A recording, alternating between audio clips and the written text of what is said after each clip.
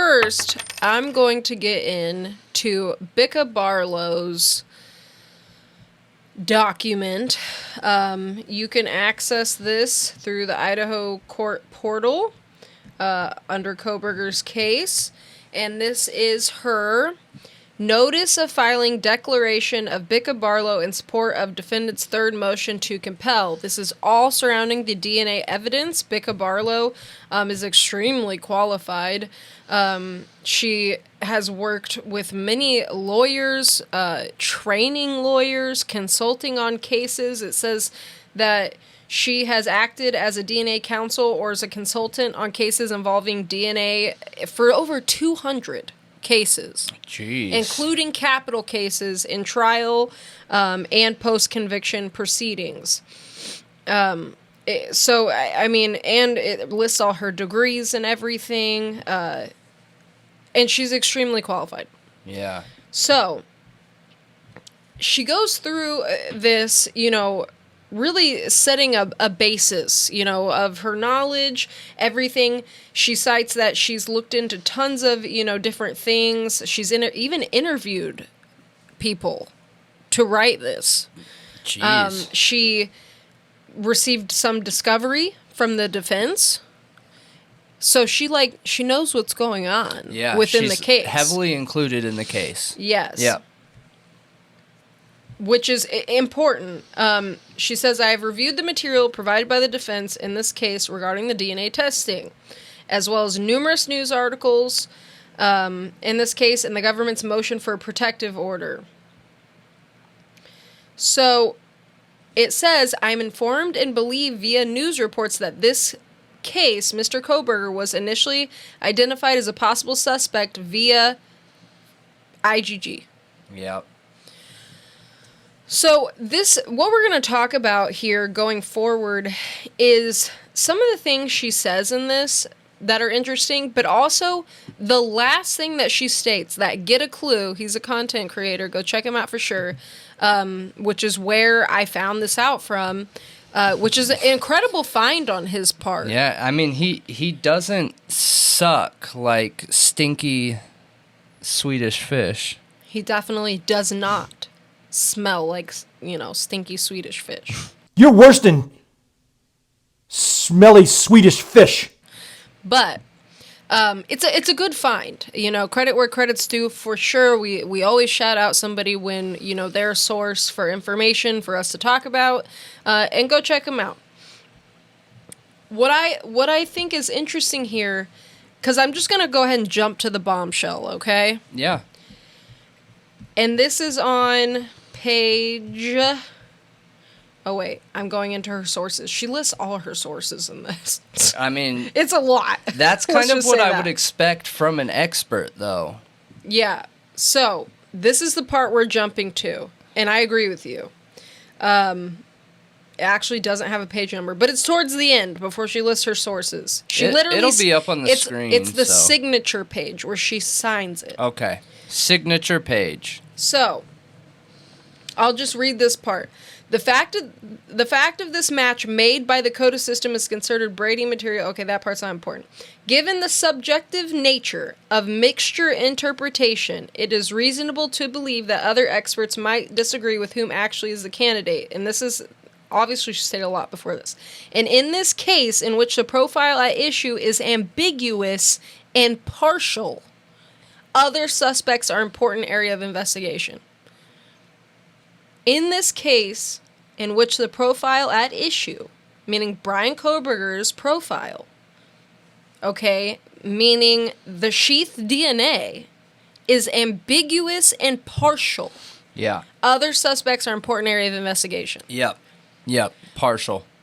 It's a partial profile. Yep. They do not have a full DNA profile from the sheath. Yep. Which again, if you were on stream, I rarely ever make a commitment to what my opinion is. I can only think of one or two times that I've ever done that without having concrete evidence, because I try and be objective as possible with the evidence. One of the opinions that I stated was that I do not believe ISP found DNA. I've said that for a long time.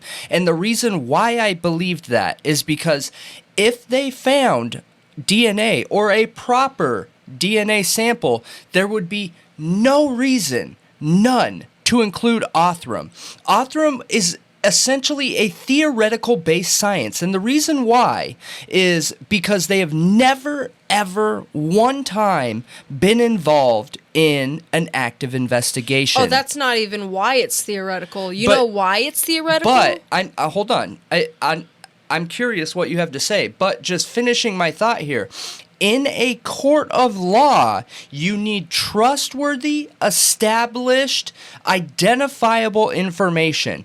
It is never a good idea to come to court and be like, hey, this information we have is one of a kind. They've never done it before. There is no other example of it being done used in an active investigation. They're literally setting themselves up for failure there. Not to mention, by sharing Othram's details, they have to admit first that they didn't have the capabilities to find that, which gives ISP a black eye. Yeah, absolutely. So the reason it's theoretical, which she goes through the issues with IgG in this document, where she talks about database match probability, DMP, official name for it. Now, there's 3 questions she asks that are important that I'll say in a minute. But she also talks about how in some cases, law enforcement and the genealogists that they have employed have engaged in deceptive practices, tricking family members, surreptitiously gathering genetic material from non-suspect family members. Sound familiar? Yeah. Or simply uploading an evidentiary profile to a database that does not allow law enforcement searches. It's imperative to the defense in this case to know how Mr. Kohberger was identified and who else in his family tree might have been identified as a subject of investigation. She also talks about how they do the IgG and the fact that it's highly subjective and is based on the use of public records such as marriage and birth certificates. Difficulties with tracing a family tree may arise when there are events that sever a relationship, such as an out-of-wedlock birth, name change, or adoption. Yeah. Like, those things alter it heavily. That's why it's theoretical, though. I know. I understand. And we're about to dig into how they match, too. And what I heard from an expert cited as examiner bias. That this expert, and forgive me, I don't remember his name. It was a part of a TED Talk talking about examiner bias. But we will post, a picture of that here, and I'll post the link in Discord, and hopefully we remember to post it in the description of this video. But because we often forget, sorry. But he basically talks about how, unfortunately, DNA profilers are a lot of times subject to this examination bias where they're being more subjective than they are objective. And he said being subjective is not scientific at all. Like, that is the opposite of science. Yeah. And we should not be doing that. And he offers solutions, and he literally walks the audience through and says he's going to make you a DNA expert in his little TED Talk. And he goes through lots of things, and it's super Professor interesting. Dan. Is it? I need to see a picture of him to know. Oh. Yes, that's him. Professor Dan. Yep. Graduated with a bachelor, double major, biology, chem, John Carroll University, PhD, biochem. Yep. Yeah, he's highly trained as well. And I loved it. It was incredible. I suggest everybody watch it if you want to know what's going on in the DNA industry. Yeah, I'll try and remember to attach it. And weird. He actually went to PSU, Pennsylvania State University. Interesting. But I'll get into what he talked about that here in a minute. But she basically goes through this showing how there's a lot of ways that this can go the wrong way. Like, in that IgG, a lot of time, IgG is not meant to point to one person. It is meant to point towards a family tree or a group of people. So, the 3 questions she asks.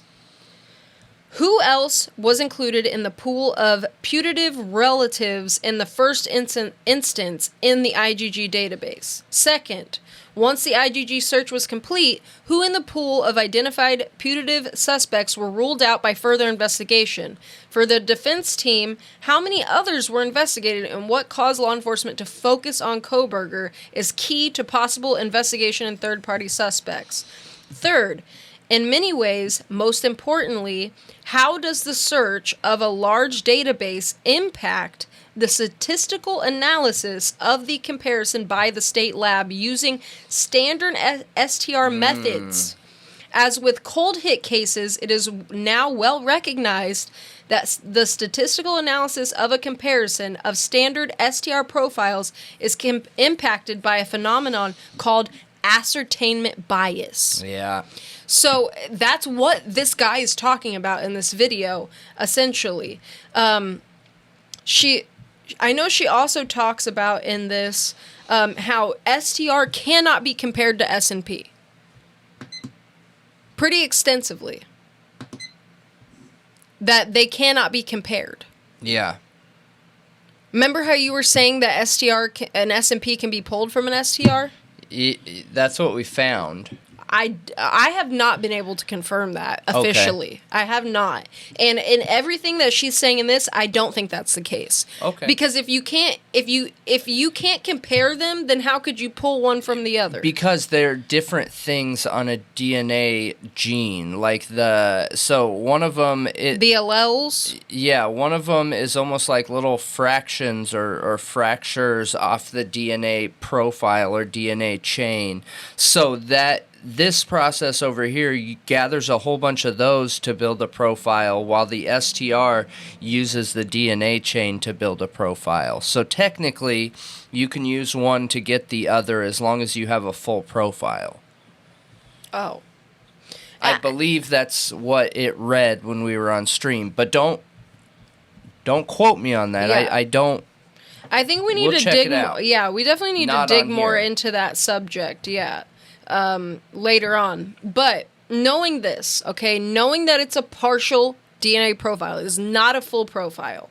And when they say partial, they mean specifically the part they're looking at. So what this guy says, Dan, the DNA expert, he shows us these... Dan Crane. Electropherograms, okay? And that's these... diagrams you're seeing here. I took some screenshots of them too. But he shows samples that are from a case that he worked on. Okay. And he shows the first one and he's like, look at the 2 profiles, tell me if they're the same, and everybody's like, oh yeah, they look the same. Mm-hmm. And then he shows another, and this is suspect 1 that he calls Bonnie. And he shows, They don't look the same. No, those... Yeah. Well, see, also the thing here is that these humps... I mean, yes, this one is excluded here. This one's not the same. Yeah. But he was just showing, how... It's actually super simple once you have that diagram there for you. So when you're looking at these diagrams, how big that hump is how much DNA there is for that specific allele. Okay. Each of these are an allele. He says that the green number underneath it is the allele's name given to it by the software. Okay. So the number is just the name. It has no relevance to how much DNA there is or identification. Yep. It's just the name for that allele. Okay. Now, the hump is, like I said, how much DNA for that allele, how much evidence you have. And then he gets into this one, which I think is really interesting, where we're talking about these. And he shows it, and he starts talking about how when he shows this to prosecutors, okay, and law enforcement, and he shows them this, and he's like, okay, look, now you'll see where it says 1717 under D3. He says that essentially means that they have a contributor. This Bonnie person has a contributor from their mother and their father. Okay. So that is like what she has to contribute to this DNA sample. And then he has you look at number 12. And he says, okay, so here's what the language he uses is. Is it signal or is it noise? Signal being it's relevant. Yep. Noise being it's just something's wrong. Like it could be anything, it doesn't mean anything. Sure. Well, he says that when he says, okay, well, she doesn't have a 12 on her profile. So, like, we can exclude it or, it can be excluded, right? They're like, no. What are you talking about? Like, he said he sees them start squirming and he's like, and they're like, well, it's trace DNA. That's not noise, that's signal. There's something there. Even though it's such a small amount. And it's bumpy, and it's misshapen, and it's not perfect the way these are perfect. You see? Yep. Which is what they read when they're looking at these. Now, while he would have said, this is what he said, basically. This is what's happening. Oh, the blob is important too, I forgot. Do you see this one? Yep. He said that's like an anomaly. He calls it an artifact, and it's known as the blob. Okay. And it could be dust in the machine. Like, it could literally be anything. And investigators will look at that and say, well, there could be something behind the blob. That's why. So exactly what you're talking about here is why when we're reading on DNA, they always say that you use the scientific method of 3 tests and then 2 controllables. Yeah. Like 5 minimum total for 3 that you can compare against each other and then 2 controls. Yeah. So basically, investigators will be looking at this and they'll be saying, they'll be seeing this anomaly here, okay, this big blob. Or like the number 12, where it's tiny. There's not much there. It's misshapen. It's not perfect the way the other ones are. And they'll say, this is a degraded sample. That's not nothing. That is something. And then they will consider that their suspect. What? Yes. So that's what he means by it's so subjective. Got it. Yeah. It's so subjective. Where one expert would look at that blob and say, oh, this can't be trusted on right here. At all. It's nothing. Unless we had verifiable proof that it is repeatable and it always shows up in this sample. Or you'll on the flip side, you'll have somebody else look at it and say, oh, that does matter. That is something tied to them. Right. Got it. Right.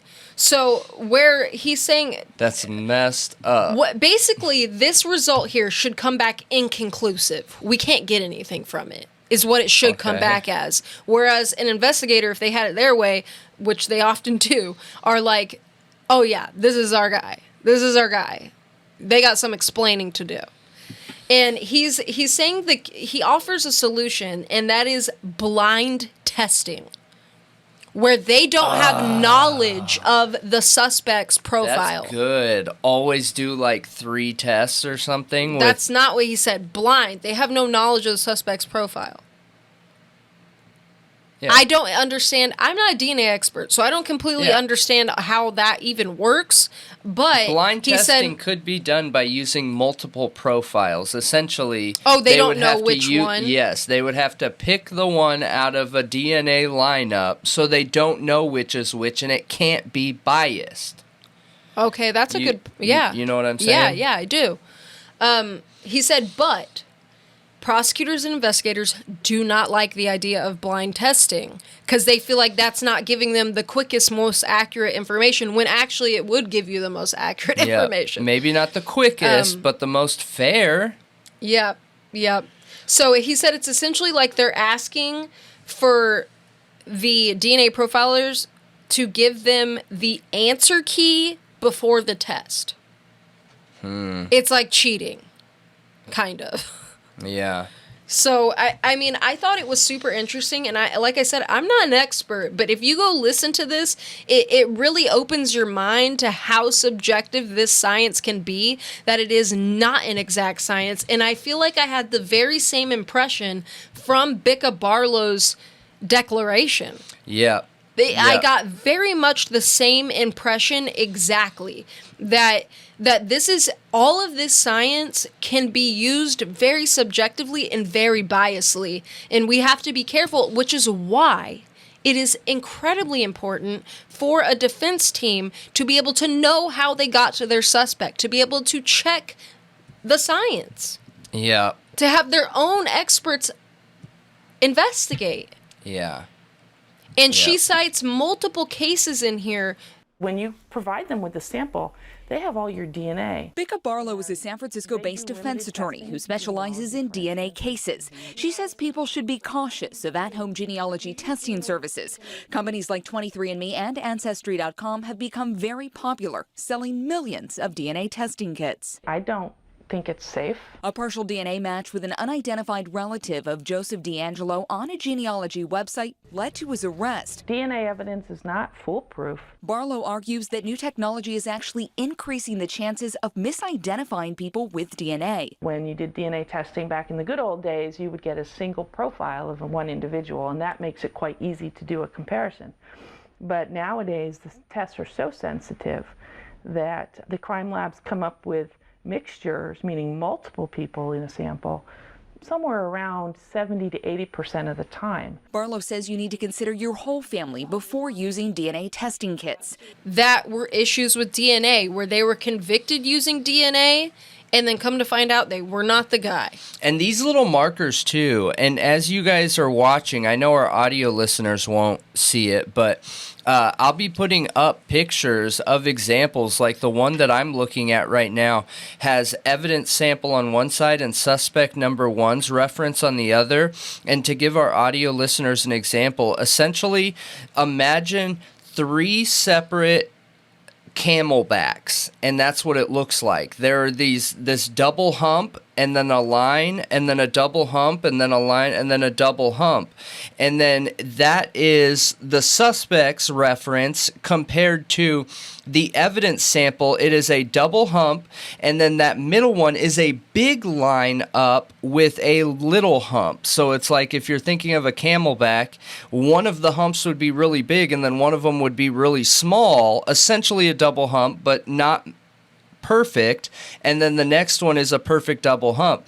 And with the confirmation bias in this, that somebody could look at that and say, well, that has 2 humps. That is 70% a match, so there's 70% likely that could be the same person, even though there is some identifiable differences. One person might look at this and say, no, that is not a good enough match. That's not close enough. We have a flawed test here, and we have to do it again in order for it to matter or hold any weight. Where another person would look at this and say, hey, 70% is good enough for me to convict.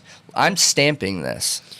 Yeah, and this is the one he said is pretty clear cut, not the person that you're looking at. Yeah. Don't mix it up for the audio listeners. Okay. I really would truly suggest anybody go look up, what's his name again? Dan Crane. His TED Talk, and watch it for yourself after you're done listening to this, and go see what he has to say, because it's really interesting when we're looking at these cases that are, touting DNA as the end-all be-all.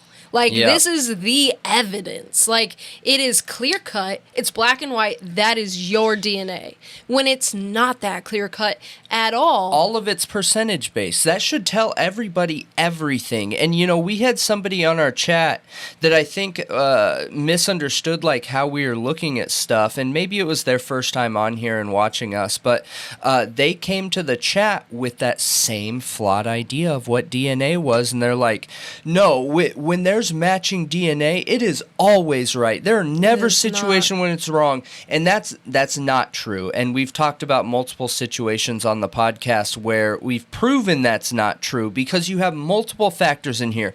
One that doesn't have any science to do with it at all is the human element. I personally have covered 2 cases where you had DNA experts come forward and say that, yes, this is a more than a 90% certainty of a match. This is our guy. But that DNA expert was trying to help the police, so that's either bias, their confirmation bias, or they straight up lied, okay? That's one way that it could be flawed. The other way could be they had a flawed test result. They didn't do the 3 tests with 2 quality control, and it gave just enough percentage for a jury to feel confident in convicting them. Both of those things can happen and have happened, and DNA is not black and white ever, never, ever. It is not ever. It's either the person or it's not. That's not how any DNA tests are done. None of them. They're all percentage of likelihood of being a match. Yeah. Yeah, they are, because this is all ran through software too. I think that needs to be remembered is you have issues of when they shake the DNA in the solution, if not enough of it sticks, like there's too little of it, they can't copy it enough. Like not all of it will stick. Like there's all these little processes throughout the process of extracting DNA where things can get muddled. Not to mention, like he was talking about in this TED Talk, how a lot of DNA in crime scenes is not these perfect humps. Sometimes they're all misshapen. There is no like clear reading on some of it. There just isn't. And a misshapen hump is a flaw in the testing, correct?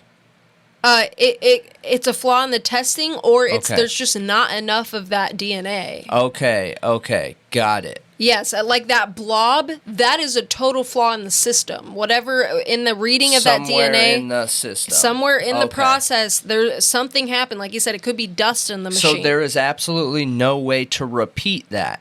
If they did a whole new test again, there's no way someone could have that blob hump? No. Okay, got it. I don't think so, unless there's a repeated failure at some point. I don't know. Got it. You know what I mean? Got it. But that blob is supposed to mean nothing. Got it. Okay. They literally call it a blob, like, because he said it's yeah, I gotcha. Oh gosh, what is the word I think we used? clarified it good enough there. It just wasn't at first because that blob, I thought that it was like an alteration in somebody's genetics maybe to where it that could show on somebody's, but no, I said got it. It's a blob and it means nothing. It's noise. Yet investigators will say, "Well, something could be behind that blob." Got it. You know what I mean? Got so that it. then they'll consider it their suspect or something. Yeah, that's interesting. Yeah, there's just like I said, and I totally agree with him. When you're being subjective in that way, it's not science anymore. No, it really isn't. So, I mean, I don't know if there's ways, that they can reprocess DNA and like this, like with Kohberger specifically. It was such a small amount. It was it was trace low copy number DNA. In that case, which Bicka states it perfectly well, that it was partial and ambiguous. Do you understand how small it was? Like, have you heard any experts talk about it? I mean, I think I've heard a few times, but I heard contradicting things. When you touch something, you guys, if you touch anything, every single time you touch something, you leave behind trace DNA. Every single time. On average, when you touch just your fingertip to something, you are leaving behind hundreds at bare minimum. Some people shed more skin cells than others. You're leaving behind at bare minimum hundreds of skin cells or trace DNA samples like the cells that they need. To thousands. Either at the bare minimum it's hundreds just for touching your fingertip on something. And Kohberger's was less than 20. Cells? Yeah. I don't think people understand how small that sample was. Next to nothing. Yeah, that sample they got at Kohberger's could be pulled out of the air. Yeah, which they can do now, by the way. Yeah. It could literally be pulled out of the air, and we're being told that we need to trust this. Dude, the octillion number at this point, it's a straight up lie. Them saying that they ran the profile through CODIS, that's a straight up lie. You cannot run a partial profile through CODIS. Like Bill Thompson was saying, the 3 other males' DNA that they were like partials or they couldn't be ran through CODIS, Kohberger's couldn't be run through CODIS. So what are you even talking about here? Yeah, that's a good example. It says in the PCA, they ran it through CODIS without a match, and so they sent it to a private lab. Dude. That's not what happened. It can't be, because there's no way for them to run a partial through CODIS. It's literally impossible. It will reject it. Yep. So what is truly going on here? Because unless you want to assert that Bicka is lying, but I don't think so, man. I really don't think so. Dude, this is an expert testimony coming forward. An expert has no buy-in to lie for Kohberger in the same way that we have people come on our channel and troll. Like, think about it for a second, you guys. Why do I care if Brian Kohberger is innocent or guilty? I don't. It's not about him as a person. And I do care about all people. I'm not saying I don't care at all what happens to him. What I'm saying is I feel like we're following where the problem started in this process. Kohberger's the end result. So if we fix the process, then the end result is fixed, right? So it's not about Kohberger as a person. It is about the process of finding out if Kohberger is the person or not. Yeah. Do you think it's possible they got to him illegally? There is some kind of investigation device equipment out there, and they know without a shadow of a doubt Kohberger did this, but they can't come forward and admit how they know that. That's kind of going into my next topic, parallel construction. I wonder. Yeah. I wonder how they're so confident, but the one thing that throws me for a loop is the fact that the FBI doesn't want to claim connection to the investigation. It's a little bit more concerning to me now, knowing all of this, and that the FBI is who did this. Leave me out. DNA. Yeah, leave me out, because I gave you guys what you asked me for. Yep. I know. I hemmed him up for you, so I want left out of it. You cannot mention me. Yep. And, well, the FBI isn't even the one that gathered the evidence. Yeah, at all. I don't think that matters. Absolutely it matters. Are you serious? The person that's gathering the evidence is what matters. Nothing else does. I don't agree when we're talking... Dude, that could be somebody else's DNA completely. And the FBI could have said, okay, here's one allele that matches. Yeah, that's your guy. Or... the FBI did not say that, and they submitted their findings to Moscow, and Moscow made that decision. Maybe. I understand everyone wants to hate the FBI. I get it. The FBI has done horrible things. Joe Rogan even talks about them all the time, with setting up that young kid and literally coercing and forcing him into...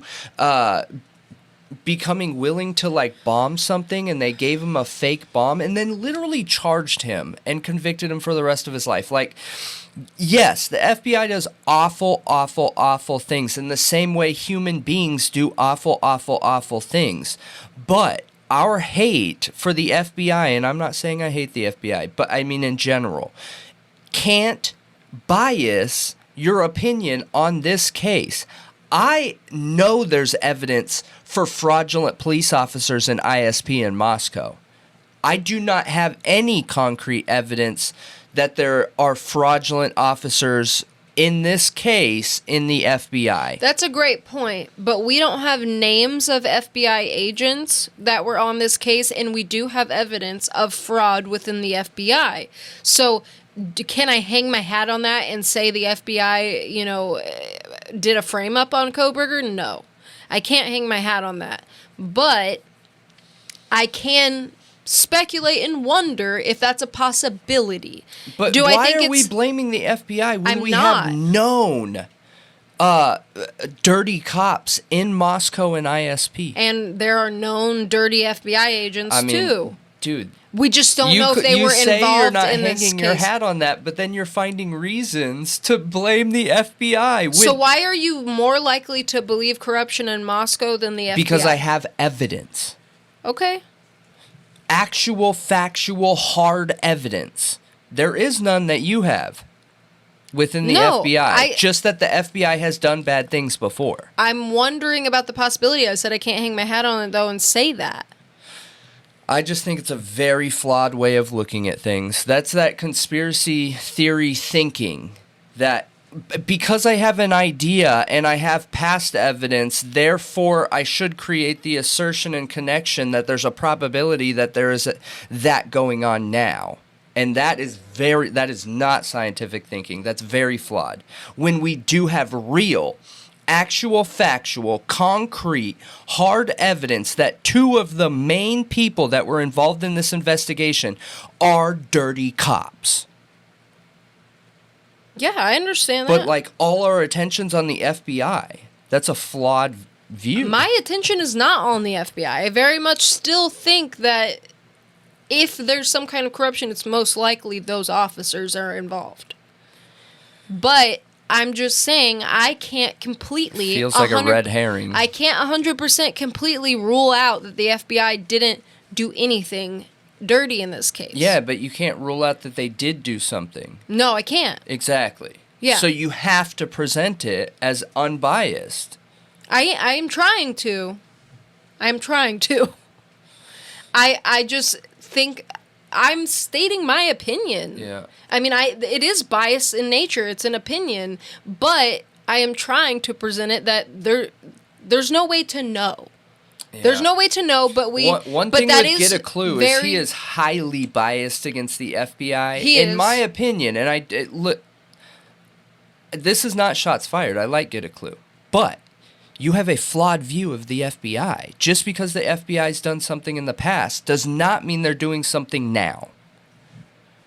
That is the opposite of science. That is literally confirming confirmation bias in a different fashion while talking about confirmation bias. Okay, I think you need to clarify a little bit, though, because then people are going to say, well, then you could say the same about Tolson. No, you can't. But because that's concrete evidence. There is documented facts that Tolson was involved in manipulating and changing, altering evidence to frame somebody. It's not opinion. Okay, but the FBI, there is actual factual evidence that they have done that. No, they're not tied to somebody in this case. There's not. Right. Right. I'm just asking you to clarify. Yeah. Yeah. But you keep jumping to this connection of what I just called out as wrong. Where, well, because in the FBI, somebody has done that before, that is evidence that they could be doing it here, and that's not. I'm not jumping to anything. I'm telling you to clarify for people who are watching, because that question, I think, would come up. Okay. It could. I don't know. I just... That's a flawed way of thinking. Because we can say that about anybody. Everybody watching, even myself. Therefore, because I did criminal things in the past, I must be a criminal now.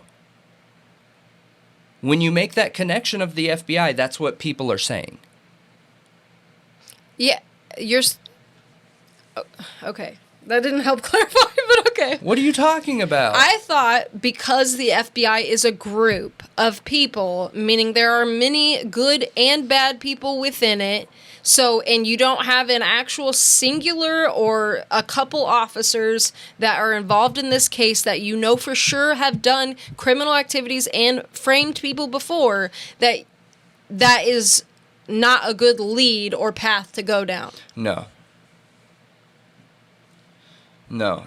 So the evidence we're being given when talking on this topic is the FBI is corrupt. because I can show you corruption in the past. Therefore, they are corrupt now. So what about Tolson? He was corrupt in the past. Can he be honest now? It's an active case, happened less than 12 months ago. Okay.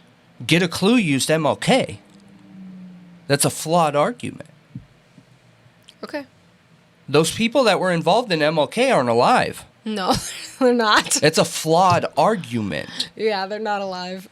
So I despise all fraudulent people, but I refuse to say because you're a part of a system that had fraudulent dirty cops in it before means you are probably a flawed dirty cop now. Yeah, he used more current evidence too in a different situation, but yeah, but he did. It still was a decade ago. I don't know when that happened exactly. He used multiple. He also used when the time when Hoover was there. He also used during the time when what's-his-face was president. I just want to be clear because there was a more current one with DNA.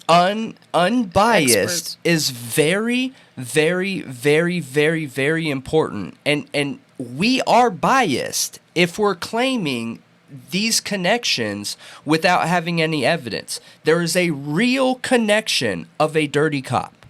Mm-hmm. And that dirty cop is part of the institution that I think is involved in dirtying this case. And it is not the FBI. I do not think the FBI is the problem here. Me personally. Yeah. I don't. And that's only because I don't have evidence. If someone showed me, like, if someone came to me and was like, Brendan, look at this FBI agent, this scientist in the FBI, look at their DNA success rate and how many times the Innocence Project has highlighted their people that they've sent to jail, and over 50% of them have been proven not guilty, that they lied about what they said. Dude, I would be singing the same song as I am right now about Tolson. But I don't have that. Yeah, and I understand that. I just think that you're very black and white, and I am not that way at all. I think that if there's an issue here in dirtying anything, it is also the officer we have confirmation of being dirty and for literally The framing two a man. officers, Yes. yeah, that have a connection to Payne, the leading investigator. Right. Yeah.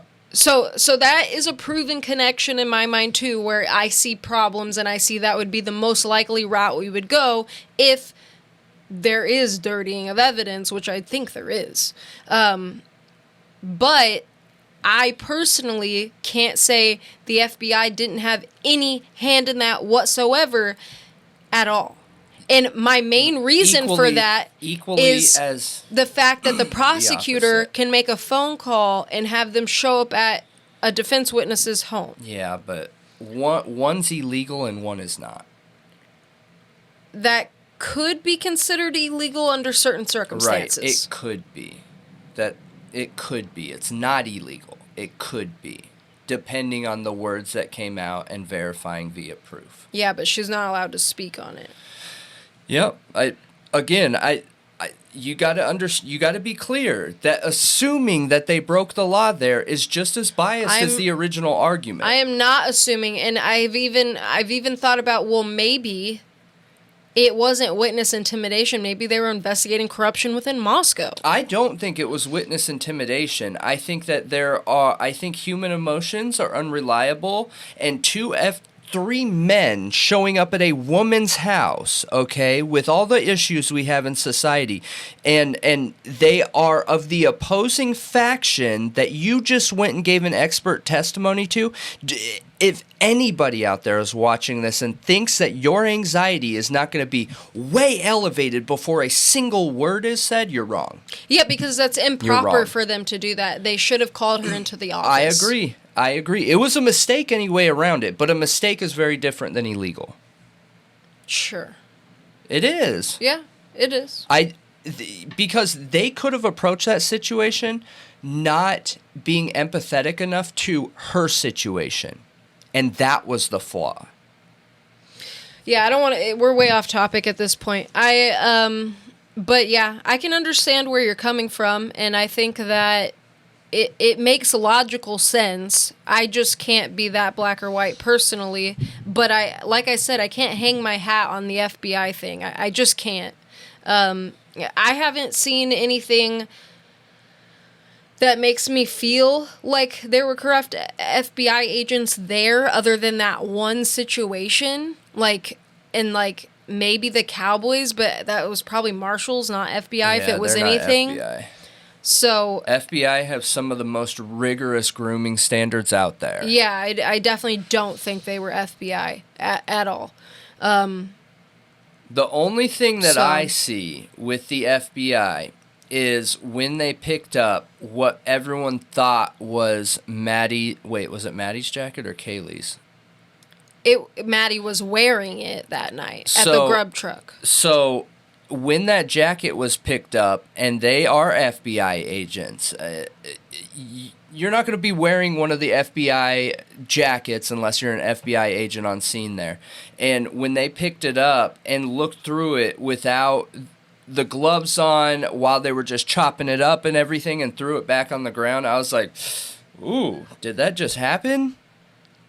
That is concerning, but I could tell it wasn't fraudulent. I could tell that it was just them not being thorough because they were talking. They were heavily engaged in conversation. I could tell by their body language before they even approached the jacket. Dude, it's so careless and reckless. They were already talking. Yeah, but again, you have to be unbiased about saying what something is. Yeah, and it's careless and reckless. Careless is different than corrupt. I agree. Yeah. So, yes, they were heavily invested in their conversation and then walked over to the jacket, not interrupting their conversation at all. Never skipped a beat. They continued at the same pace they were in, just picked up the jacket, meaning they were not paying attention. They were not paying attention. They were going through motions. And threw the jacket back down when they should have taken the time to draw a connection. Don't you think it's also a little odd that they seem to have had Kohberger in their sights before the end of November, but yet let him leave? That.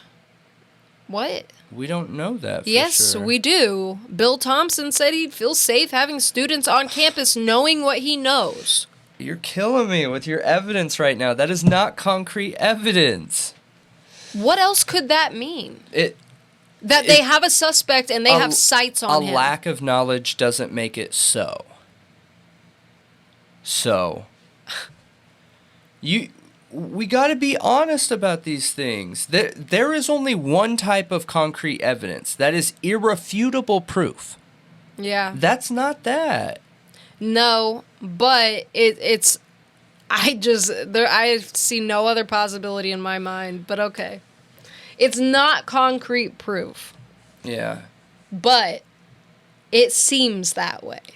I don't think so. I think that he is a lawyer and he is an attorney, and I don't think they had any clue about Brian Kohberger at that point. I think that he was trying to put on a show and presentation of being strong and having total and full control of everything, with the intention of the suspect watching that video and getting nervous and making mistakes. Or very common tactic in law enforcement. They'll come out and be like, we aren't able to tell you anything, but we can tell you that we have it under control, and we're closing in, even though they don't know nothing. They have no idea. That's literally terrible, because she asked him about student safety.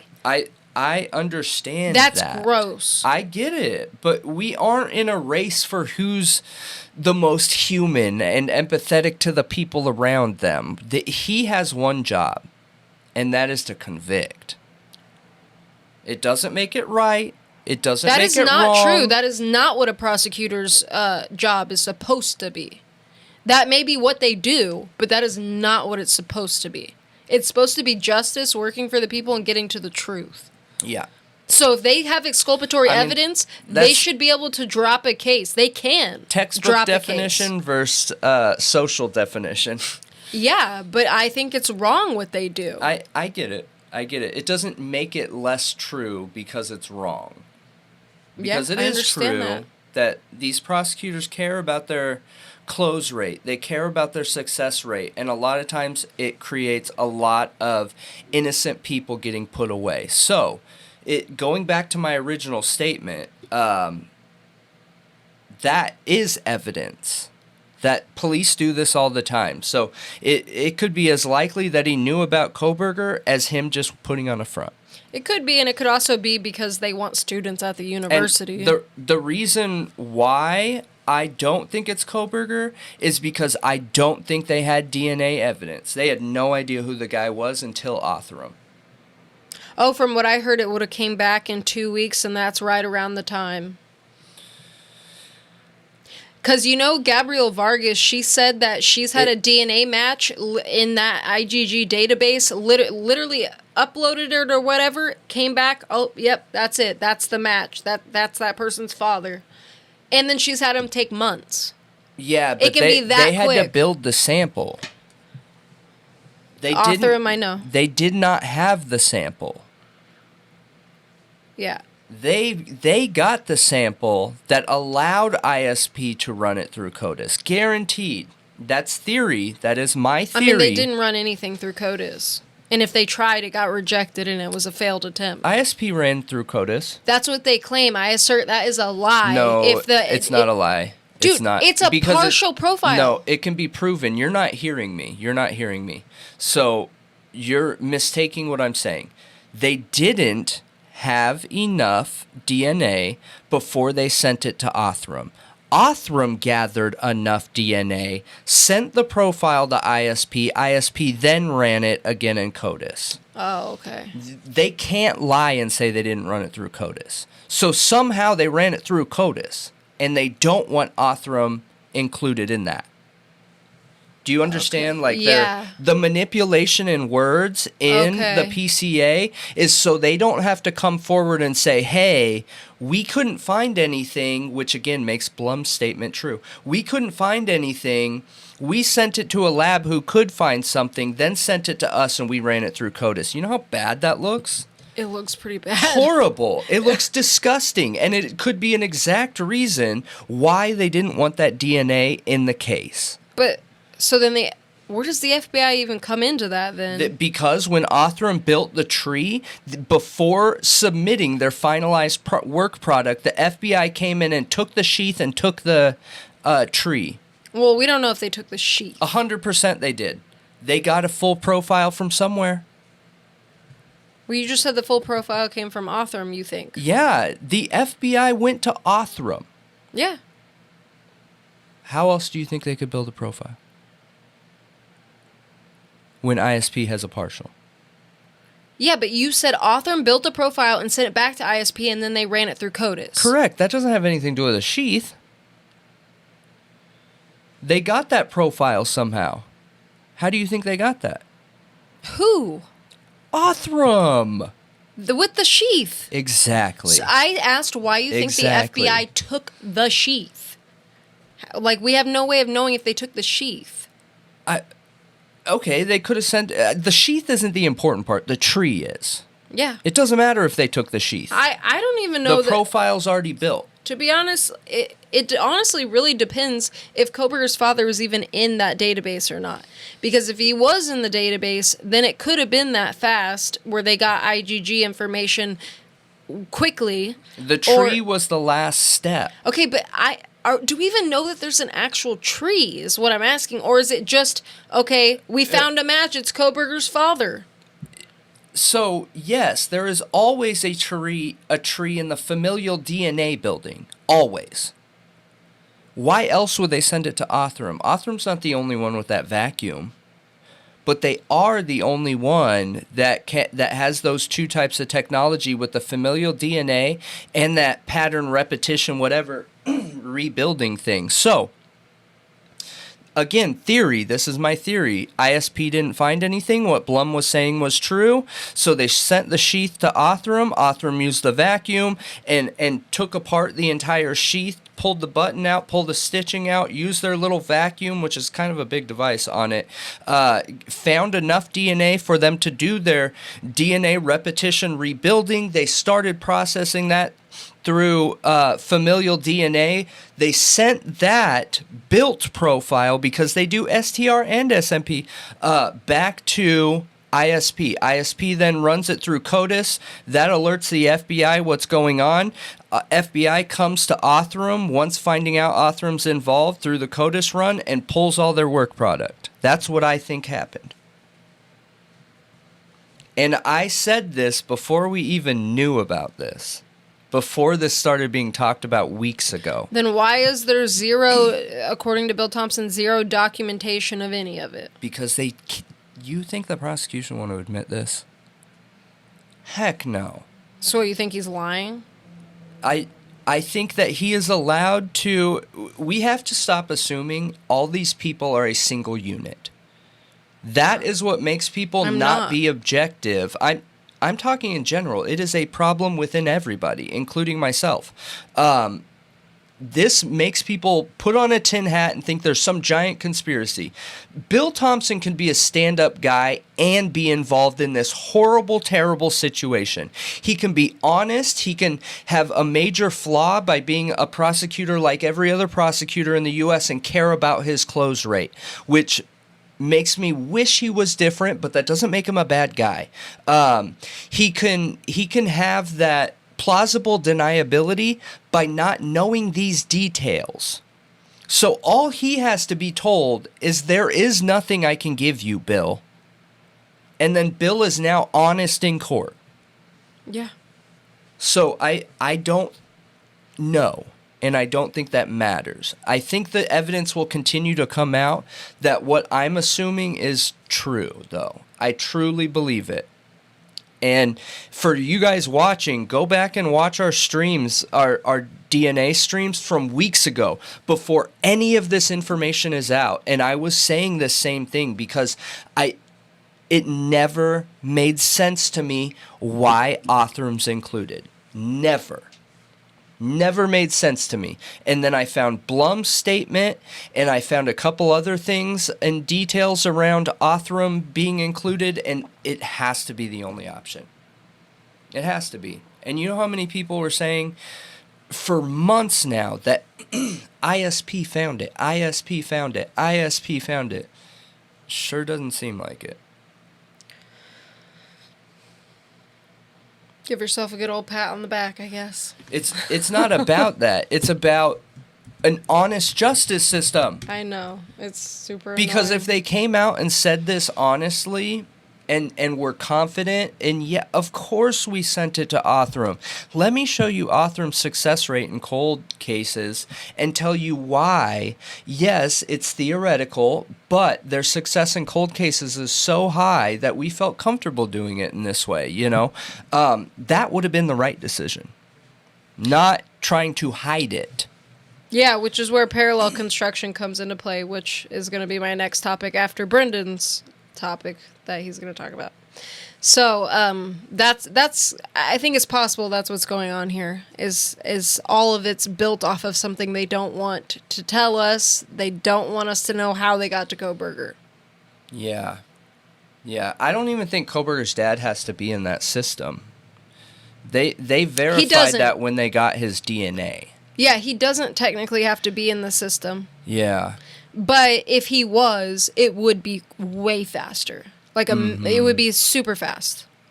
They wouldn't have to they might build a tree for good measure, but they didn't really need to.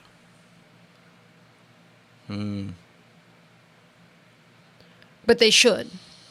They should. Yeah. Verify again. Yeah, I agree. Which I think is the issue with this. Like I was saying, it gets to a point where it's not scientific anymore. You're going off things that aren't necessarily fact or the way they appear. Like we were talking about with, divorces, adoptions, like all kinds of things can come into play with the genealogy. And just to know that we've been giving that, what's the number? Octillion number? I don't know. It's insane. octillion. It's just insane. Yep. There's not that many people that have ever been alive in the entire time human beings have been around. That's how high of a number it is. Just with her saying that it's ambiguous. Or half of that even. Or even a quarter. I don't even think 10% of people have been alive. her saying it's ambiguous and partial either means A, that they didn't run it through CODIS and that's a lie. B, that the defense does not have all the discovery, so they don't know how they got the full partial and ran it through CODIS officially. Yeah. Because there's a reason she's saying that, and that either means she's missing something. Something's not there to show how the full profile was given, because she goes all through here how a partial cannot be ran through CODIS. She states that within here. Yep. And says that it's ambiguous and well, partial. we don't even need her for that. That can be that's shown at literally everywhere. What is? That you have to meet that 8-point standard or whatever it is for CODIS. Yeah. So all I'm saying is maybe that's why we're seeing these supplemental requests for discovery, because they're wanting to figure that out. Like, how did they get to a full profile? Because what we're showing here is ISP found a partial. You can't run that through CODIS. You can't do this. You can't do that with this. You can't identify Koberger. Yeah. And they're missing that whole extra piece that is how they got to him. Yeah. Yeah. And how they ran it through CODIS. If they truly did. Yeah. Which you're saying that they can't just lie about that. So no. It's tracked always. It is tracked. You're right. I didn't think about that at first. Lying. But yeah, let us know what you think. I just want to know what you think. Yeah. I mean, it's interesting information. It is interesting. It is interesting. Really makes you wonder what the heck is going on here. Yeah, absolutely.